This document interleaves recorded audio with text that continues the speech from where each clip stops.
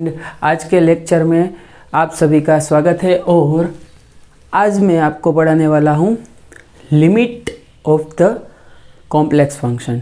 देखो, लिमिट के बारे में जीसेट में कई बार ऐसा क्वेश्चन पूछा जाता है कि लिमिट है आपको दी जाती है कि z tends to z0, so limit exist कर रही है कि नहीं कर रही है, और एग्जिस्ट कर रही है तो उसकी लिमिटिंग वैल्यू है वो क्या होती है। तो आपको क्या करना है वो स्टेप्स मैं यहाँ पे दिखाने वाला हूँ, और लिमिट है वो उसका थोड़ा बहुत सिग्निफिकेंस हम देखने वाले हैं। लेकिन यहाँ पे शुरू करते हैं limit of the complex function. Limit of complex function, देखो लिमिटिंग वैल्यू है, और जैसे कि हम बताते थे कि कॉन्टिन्यूटी है, डिफरेंशिएबिलिटी है और एनालिटिक फंक्शन, ये तीन चीज़ें हैं, लिमिट, कॉन्टिन्यूटी और डिफरेंशिएबिलिटी। ये कॉम्प्लेक्स और रियल में थोड़ा बहुत सेम ही होता है, थोड़ा ही माइनर डिफरेंस है। देखो, लिमिट है उसको हम कैसे देखते हैं कि आप है वो यहाँ कोई एक z0 पॉइंट पे आ रहा है। ओके, पहले हम रियल में देख लेते हैं। सो z की जगह हम ले लेते हैं x। ओके, आप यहाँ पे एक 0 पॉइंट पे आ रहे हैं, कहाँ से? माइनस से, और एक बार आप आ रहे हैं प्लस से। सो ये हो गई हमारी left hand limit LHL, and ये हो गई हमारी राइट हैंड लिमिट। ओके, देखो अभी क्या है कि हम इसको ऐसे लिख सकते हैं, limit x tends to x0, और कहाँ से? Minus. Okay, x0 from minus. Okay, and function of x। Okay, वैसे ही यहाँ पे limit x tends to x0 plus function of x। अगर ये दोनों वैल्यू है सेम आती है तो आपकी लिमिट है वो एग्जिस्ट करती है। मतलब कि आपको एक सिंपल लैंग्वेज में मैं समझा रहा हूँ कि आपको x is equal to x0 put करना है कोई भी फंक्शन में। लेकिन देखो, आप है ना, एक पॉइंट है। ओके, एक पॉइंट पे आप इस पाथ से आ रहे हैं और एक पॉइंट पे इस पाथ से आ रहे हैं। तो अगर ये इस पाथ से आने पर आप कोई दूसरे ही पॉइंट पे पहुंच रहे हैं, और इस पाथ पे आने से आप कोई दूसरे ही पॉइंट पे पहुंच रहे हैं, तो मतलब कि आपका जो ये लिमिट है वो एग्जिस्ट नहीं कर रहा है, लिमिटिंग वैल्यू है वो आपकी एग्जिस्ट नहीं कर रही है, ऐसा बोल सकते हैं। देखो, अगर हम एक एग्जांपल लेते हैं यूनिट स्टेप फंक्शन का। देखो, यूनिट स्टेप फंक्शन है वो क्या है कि वो 0 के पास आकर यूनिट 1, मतलब कि यूनिट चेंज होता है उसका। देखो, यहाँ से 0 तक ये था, यहाँ से 0 तक ये था 0, और यहाँ पे है वो +1। ओके, तो देखो, अगर मैं ये पॉइंट के पास से यहाँ 0 पर आता हूँ तो मैं पहुँचता हूँ कहाँ पे? ये पॉइंट पे। इस पॉइंट को P नाम दे देते हैं, और यहाँ से मैं पहुँचता हूँ 0 पे। ओके, लेफ्ट हैंड लिमिट से मैं 0 तक पहुँचता हूँ तो मैं यहाँ कोई O पॉइंट पे पहुँच जाता हूँ। ओके, समझ आ रहा है? ये O है, और यहाँ मैंने जो लिखा था वो इसका वैल्यू है। मतलब कि फंक्शन है वो आपका 0 है, कहाँ पे? माइनस में। ओके, 0 से फंक्शन की वैल्यू है वो <0 है, सॉरी, फंक्शन की वैल्यू है वो इक्वल टू 0 होगी। ओके, कब? जब x is <0। Okay, and function की वैल्यू होगी +1 when x is greater than 0। देखो इस टाइप के फंक्शन है उसको हम बोलते हैं यूनिट स्टेप फंक्शन, और ये यूनिट स्टेप फंक्शन है उसमें कितना चेंज हो रहा है, यूनिट का 1 यूनिट, ओके, यूनिटी का चेंज हो रहा है। तो देखो अगर हम x इज इक्वल टू 0 पे देखें तो यहाँ पे 2 वैल्यू एग्जिस्ट कर रही है, मतलब कि इस पाथ से लेफ्ट हैंड साइड से हम मूव करते हैं तो हम कहाँ पे पहुँचेंगे, यहाँ पे, ओके, मतलब कि 0 पे। और राइट हैंड साइड से हम x की वैल्यू 0 करते हैं तो हम कहाँ पे पहुँचेंगे, P पॉइंट पे, जहाँ की वैल्यू है +1, मतलब कि एक ही पॉइंट पे 2 वैल्यूज हमें मिल रही है। मतलब कि यहाँ पे जो लिमिटिंग वैल्यू है वो कहाँ, किस पे डिपेंड है, पाथ पे।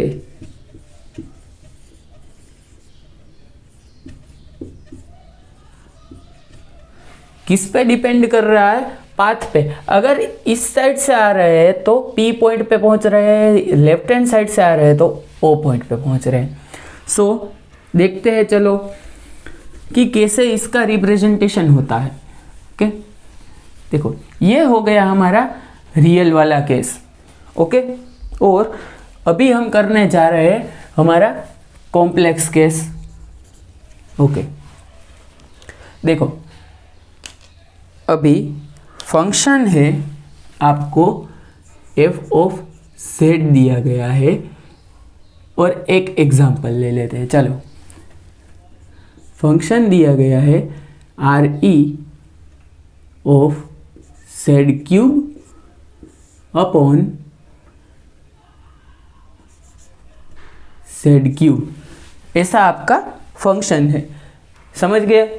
देखो, और आपको लिमिट, देखो ये आपका LHL और RHL वाला आपको समझना था, बस इतना ही आपको लिमिटिंग वैल्यू में समझना था कि दोनों पॉइंट पे पहुंचेंगे तो हमें क्या करना है, सेम जगह पर पहुंचना होता है। मतलब कि पाथ इंडिपेंडेंट है तो लिमिट है वो एग्जिस्ट करती होगी, पाथ डिपेंडेंट है तो लिमिट एग्जिस्ट नहीं करेगी। तो देखो यहाँ पे आपको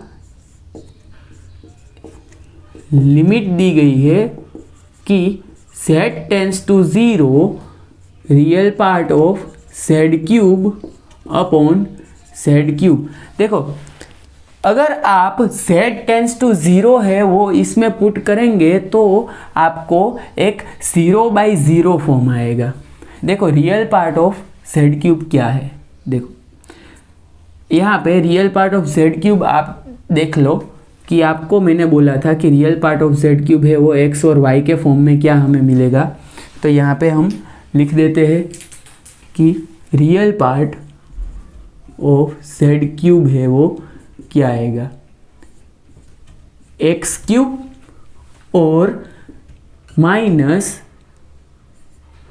xy² और 3, ओके, 3xy², ओके, ये हो गया रियल पार्ट, ओके। और यहाँ पे z³ है वो क्या आ जाएगा, x³ minus 3xy² plus iota, okay, और यहाँ पे 3x² माइनस y³, ओके। देखो हमारे पास दोनों वैल्यूज है वो पता है, न्यूमरेटर और डिनोमिनेटर की। अब देखो जब भी फंक्शन हमारा एनालिटिक होता है तब c फंक्शन है वो आपको दिया गया है और लिमिट है वो भी आपको z टेंड्स टू 0 की दे दी। तो यहाँ पे अगर आप पुट करेंगे तो एक 0/0 फॉर्म आएगा। देखो 0/0 फॉर्म अगर आपको आता है then use L hospital rule.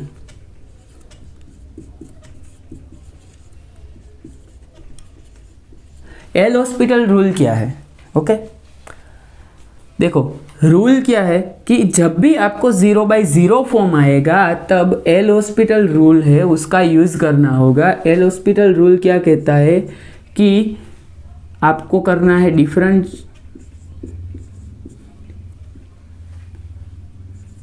Differentiation of numerator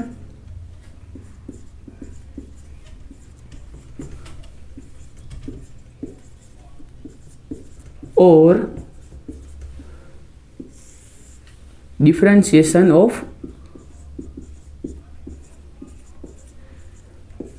denominator,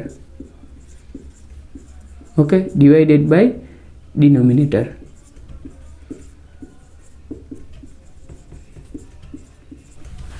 समझ गए कि 0/0 फॉर्म आता है जब न्यूमरेटर में भी 0 मिल रहा है, डिनोमिनेटर में भी 0 मिल रहा है, तो आपको यूज करना है एल हॉस्पिटल रूल, जो कि है differentiation of numerator upon differentiation of denominator. Okay, so दोनों का डिफरेंशिएशन कर देना है। उससे भी आगे बढ़ते हैं तो यहाँ पे लिमिटिंग वैल्यू है, देखो ये लिख लेना। ओके,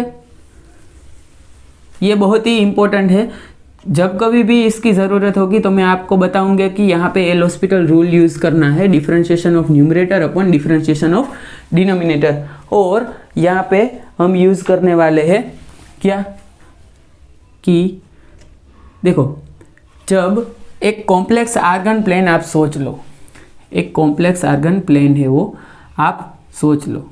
ओके, यहाँ पे कॉम्प्लेक्स आर्गन प्लेन आपने सोच लिया। ओके, यहाँ पे मैं फर्स्ट क्वाड्रेंट ही ड्रॉ कर रहा हूँ। देखो, इसमें एक पॉइंट है, यहाँ पे आप यहाँ से पहुँच रहे हैं, यहाँ से पहुँच रहे हैं, यहाँ से पहुँच रहे हैं, यहाँ से पहुँच रहे हैं, यहाँ से पहुँच रहे हैं, यहाँ से पहुँच रहे हैं, तो सभी जगह आप ये O है, ये P है, ये Q है, ये R है, S है, T है और ये पॉइंट है A। तो कहीं से भी ए पॉइंट पे आप पहुंचेंगे तो आपकी वैल्यू है वो पाथ इंडिपेंडेंट होनी चाहिए। वैल्यू जब पाथ इंडिपेंडेंट होगी तभी ही आप ए पॉइंट पे पहुंच पाएंगे। और ये कौन सा इक्वेशन होगा? स्ट्रेट लाइन, ये भी स्ट्रेट लाइन, ये भी स्ट्रेट लाइन, सभी है वो स्ट्रेट लाइन होंगी। तो स्ट्रेट लाइन इक्वेशन होगा हमारा, तो स्ट्रेट लाइन इक्वेशन है वो आपको पता है, y is equal to mx। Okay, तो देखो हमें क्या करना है पता है कि ये रियल पार्ट ऑफ z³ लिख दो, z³ लिख दो यहाँ पे। ओके, x एंड y के फॉर्म में, और y is equal to mx put कर दो। ओके, तो चलो देख लेते हैं कि first thing, limit z tends to 0। Okay, और यहाँ पे x एंड y के फॉर्म में लिख देते हैं। Okay, so z tends to 0 मतलब कि x tends to 0 and also y tends to 0। Okay, समझ गए आप? तो इसका मतलब क्या है, इसको हम ऐसे लिख सकते हैं कि x tends to 0 and y tends to 0 because z is equal to x plus iota y।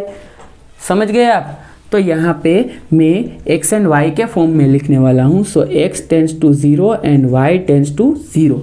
सो आपको क्या लिखना है, जो न्यूमरेटर था वो x³ minus 3xy square upon x³ minus 3xy square plus iota 3x square y minus y³, ये लिखना है। ओके, देखो अब आपको क्या करना है कि जहाँ जहाँ y है उसको रिप्लेस करना है mx से, y is equal to mx। Okay, so अब आपको करना है लिमिट x टेंस टू 0। देखो यहाँ पे मैं y नहीं लिख रहा हूँ क्योंकि y को मैं एलिमिनेट कर रहा हूँ और रिप्लेस कर रहा हूँ mx से। सो x³ माइनस 3x और mx का स्क्वायर, क्योंकि y की जगह पे आपको mx लिखना है।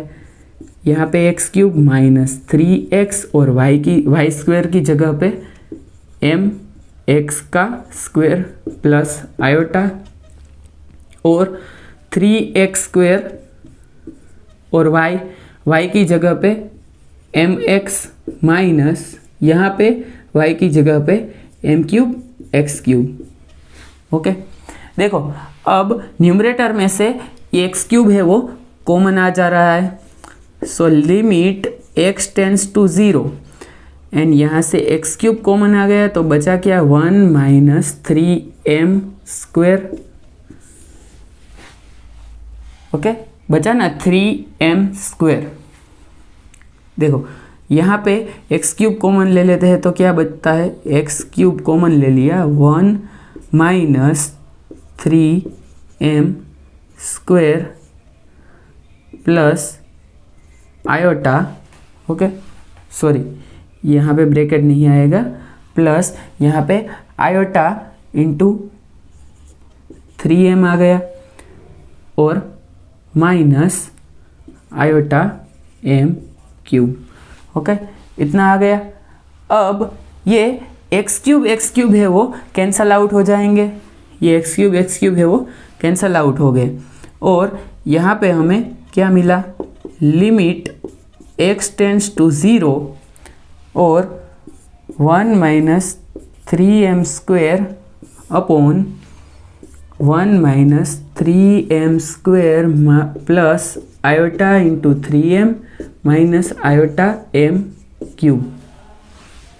समझ गए कि एक्स क्यूब कैंसिल हो गया और यहाँ पे ये वैल्यू आ गया। देखो अब क्या करना है, x टेंड्स टू 0 आप पुट कर दो, x इज इक्वल टू 0 आप पुट कर दो यहाँ पे सभी जगह पे।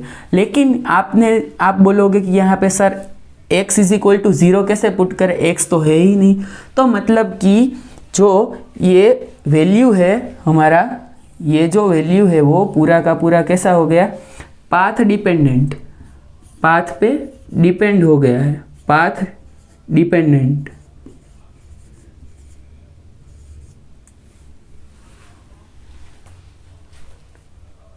तो ये वैल्यू हो गया हमारा पाथ डिपेंडेंट वैल्यू हो गया।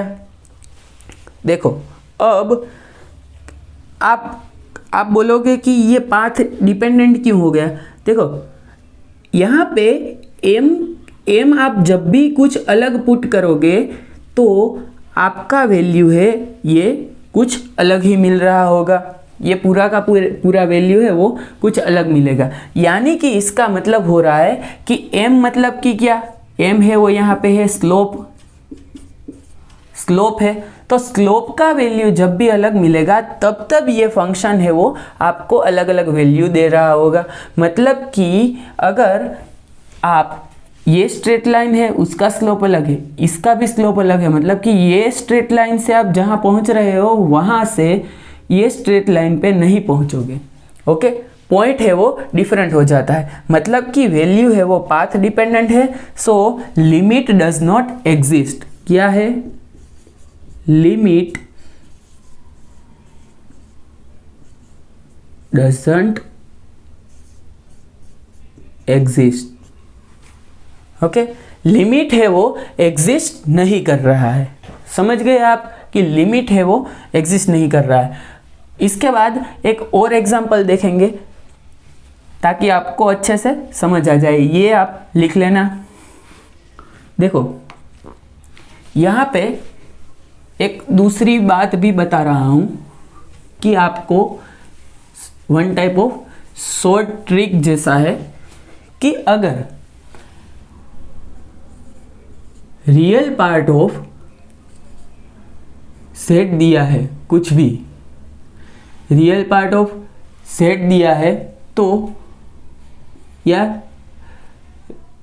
Real part of F of set दे दिया आपने, ओके, और इमेजिनरी पार्ट ऑफ जेड या जेड स्क्वायर या जेड क्यूब दे दिया, मतलब कि फंक्शन ऑफ जेड दे दिया, और मोड जेड है, ऐसा कुछ भी हो, मतलब कि ये रियल पार्ट है तो ऐसे ही इमेजिनरी पार्ट भी आपको देख लेना है। ऐसा अगर कुछ भी हो तो ये कॉम्प्लेक्स आर्गन प्लेन में डिफरेंशिएबल नहीं है, ये आप अलग से लिख लेना, not differentiable.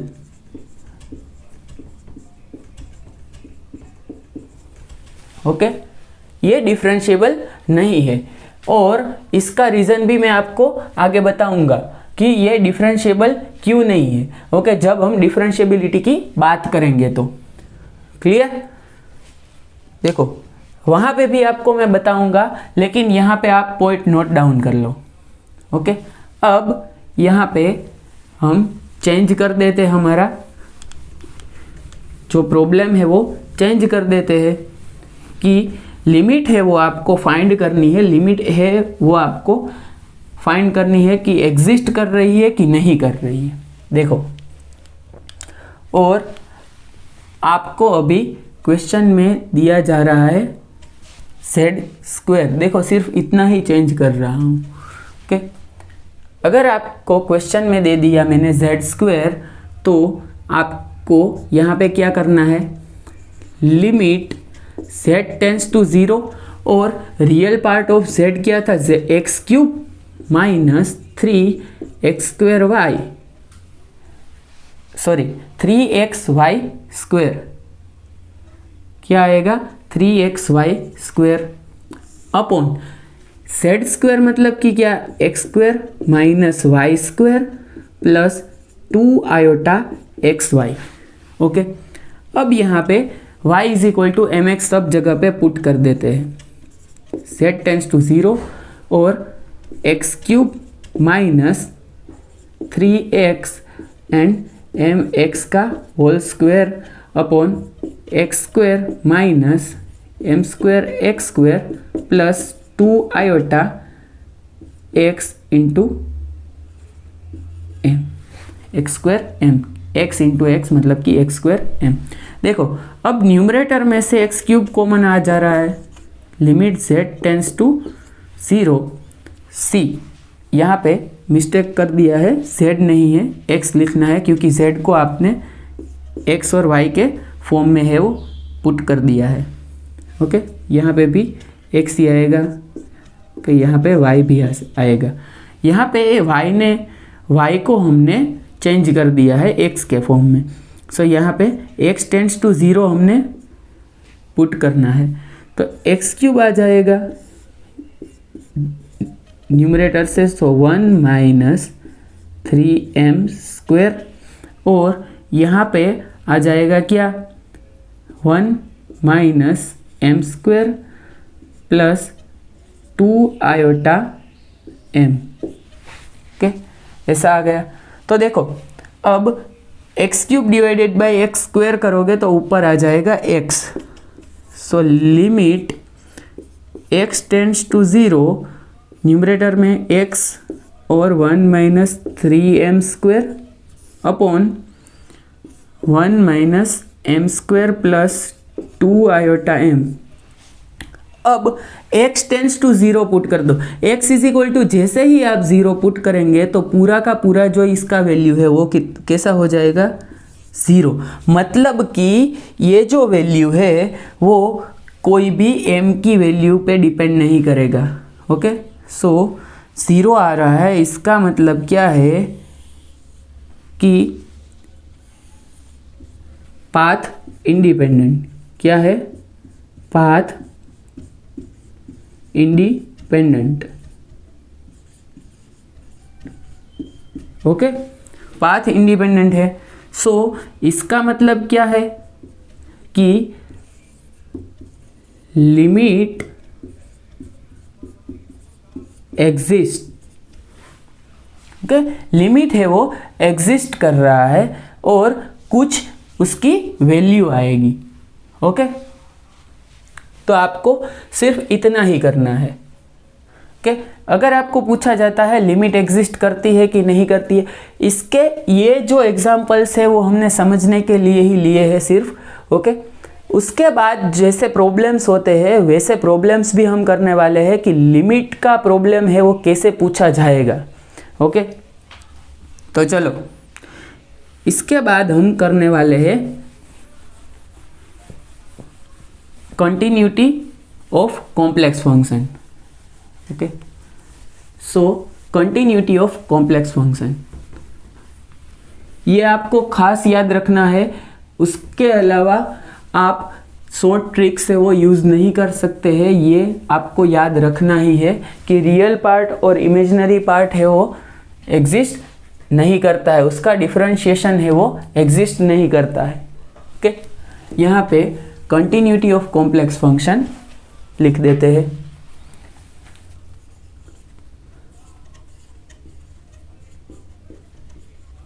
Continuity of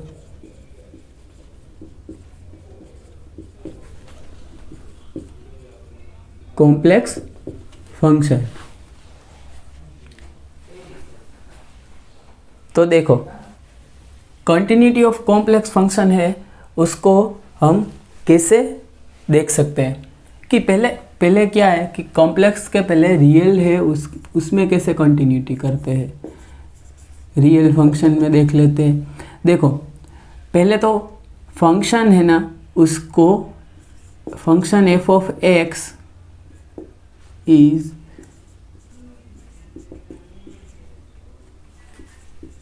defined at x is equal to x0।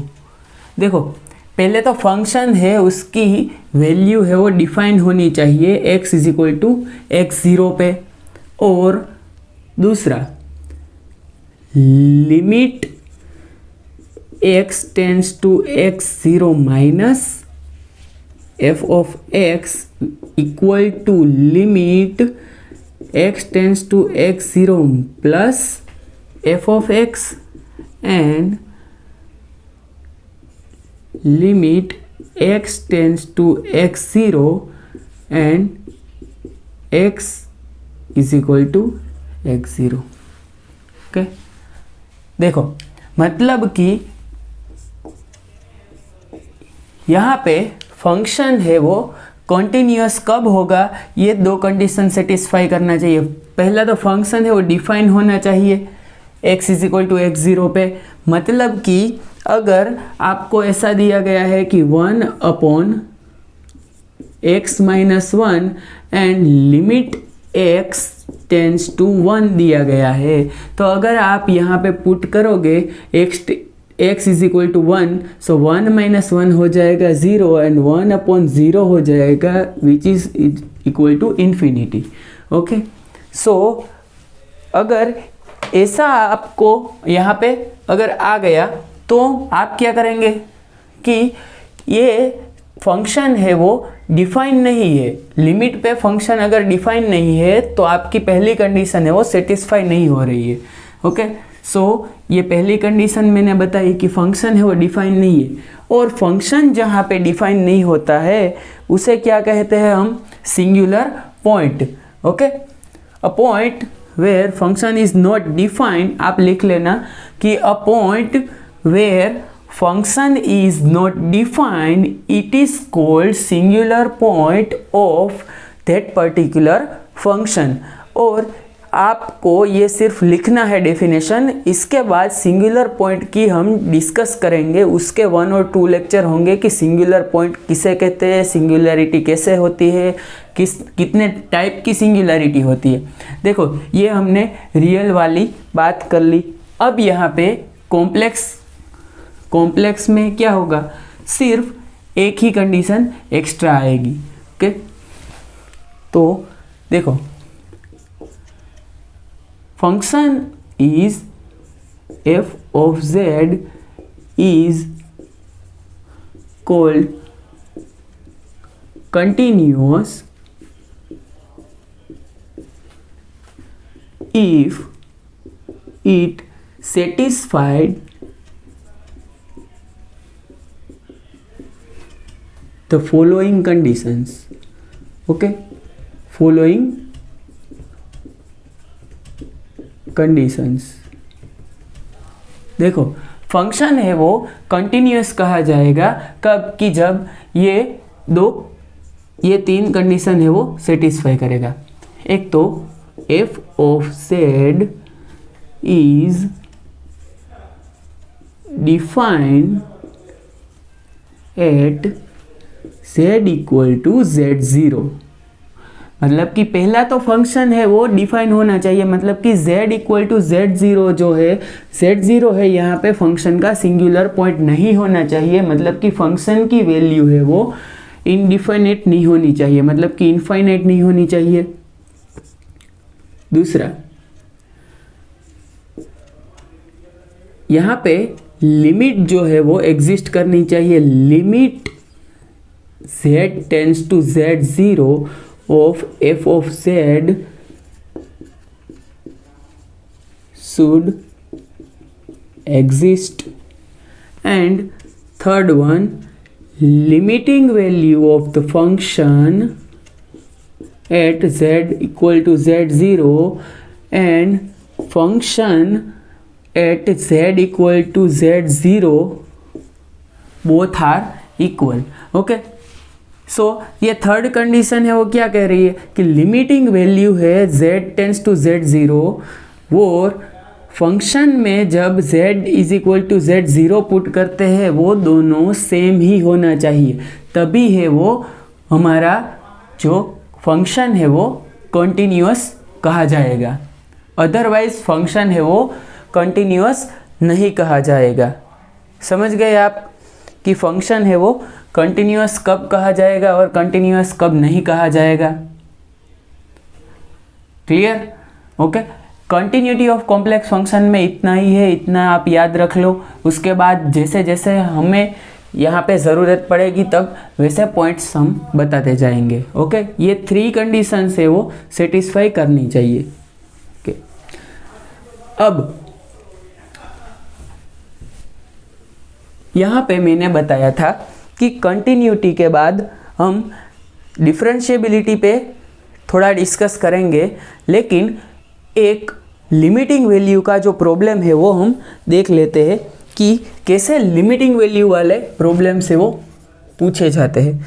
तो देखो, एक प्रॉब्लम लिखते हैं, आपको क्वेश्चन दिया गया है limit z tends to minus iota and z raise to 4 minus 1 upon z plus iota. देखो, ऐसा कोई फंक्शन आपको दिया गया है z raise to 4 minus 1 upon z plus iota.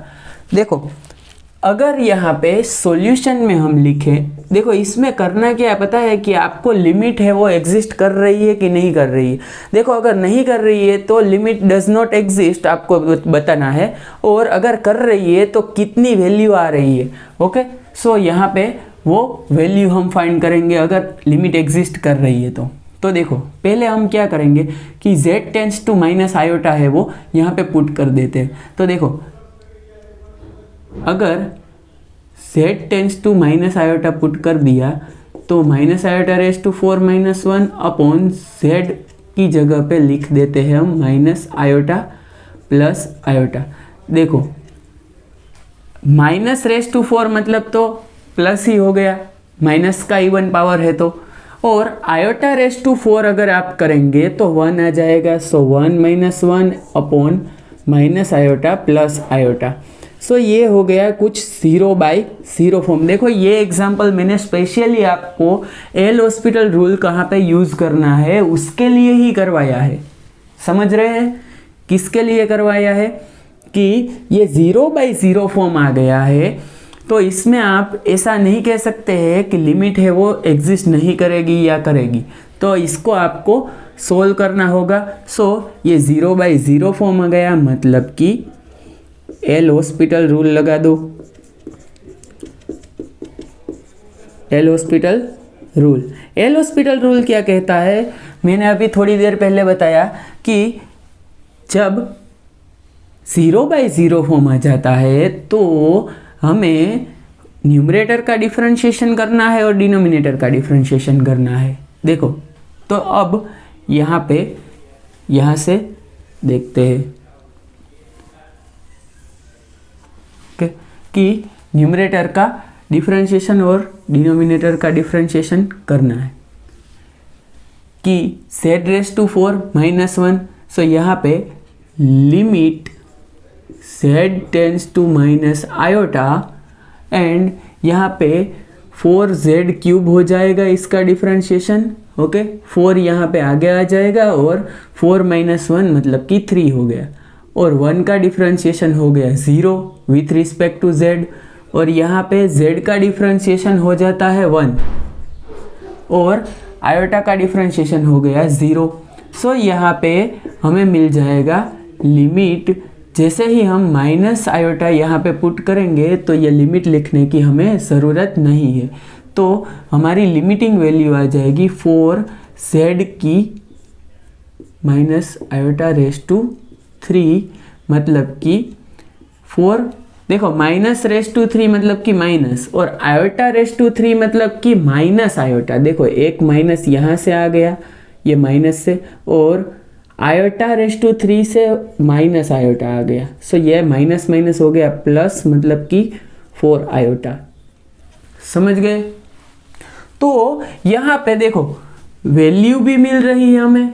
Okay, यहाँ पे देखो वैल्यू भी मिल रही है हमें, सो लिमिट है वो एग्जिस्ट करेगी।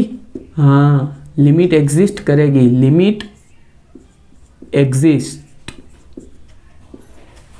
अगर आप इसको ऐसे सॉल्व नहीं करोगे, एल'हॉस्पिटल रूल आपको नहीं मालूम होगा, तो आप इसमें आंसर 0/0 फॉर्म आ रहा है, तो आप आंसर है वो लिमिट डज नॉट एग्जिस्ट है वो लिख देते हैं, लेकिन आपका आंसर हो जाता है गलत, क्योंकि इसमें लिमिट एग्जिस्ट कर रही है और लिमिटिंग वैल्यू भी आपको मिल रही है। अगर आप लिमिट एग्जिस्ट करेगी ही तभी ही आपको कुछ वैल्यू मिलेगी, अगर लिमिट एग्जिस्ट ही नहीं कर रही होगी तो आपको कोई वैल्यू है वो नहीं मिलेगी। समझ गए आप? तो नेक्स्ट लेक्चर में हम देखने वाले हैं कि analytic function and differentiability of the function. Okay, thank you and wait for the next lecture.